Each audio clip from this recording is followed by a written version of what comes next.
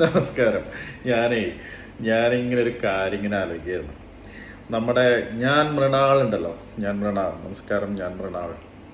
പുള്ളി പിന്നെ ഈ നാട് മുഴുവൻ കറങ്ങിയിട്ട് പുള്ളി ഈ ഉള്ള ഹോട്ടലിലൊക്കെ കയറി കുറ്റം പറഞ്ഞിട്ട് അതിന് പൊറോട്ടക്ക് മാവ് കൂടുതലാണ്, അല്ലെങ്കിൽ ഓയിലിന് വെളിച്ചെണ്ണ കൂടുതലാണെന്നൊക്കെ പറഞ്ഞ് കുറ്റം പറഞ്ഞിട്ട് പുള്ളി ഒരു റെസ്റ്റോറൻറ്റ് തുടങ്ങി. അതാണ് നമ്മുടെ ഈ ചരിത്രം ഒരാളെയും വിടില്ല എന്ന് പറയുന്നത്. അതാ പുള്ളി റെസ്റ്റോറൻറ്റ് തുടങ്ങിയപ്പോൾ എന്ത് സംഭവിച്ചു വെച്ചാൽ, ഈ പുള്ളി ഇത്രയും കാലം കൊണ്ട് പറഞ്ഞ കുറ്റങ്ങളുണ്ടല്ലോ അത് കംപ്ലീറ്റ് പുള്ളിയുടെ ഹോട്ടലിലിട്ടിപ്പോൾ.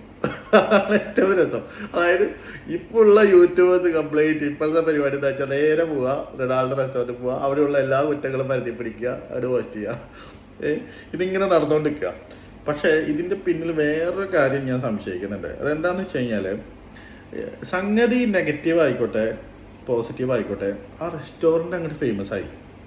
ഇനി ഇവ മനഃപൂർവ്വം ഇതിങ്ങനെ ഫേമസ് ആക്കാൻ വേണ്ടി ചെയ്ത പണിയാണോ, നെഗറ്റീവ് ഫേമസ് ആണല്ലോ, അതാണോ എന്ന് എനിക്ക് സംശയമുണ്ട്. കാരണം ഇവനാണ് ആള്, നല്ല കാഞ്ഞ ബുദ്ധിയാണ്. ചിലപ്പം ഇതിനുള്ളൊരു സാധ്യത ഞാൻ കാണുന്നുണ്ട്. അപ്പം യൂട്യൂബേഴ്സിൻ്റെ ശ്രദ്ധക്ക് ഇത് അതിനുള്ളൊരു സാധ്യതയും കൂടി ആണെന്നാണ് എൻ്റെ ഒരു ഇത്.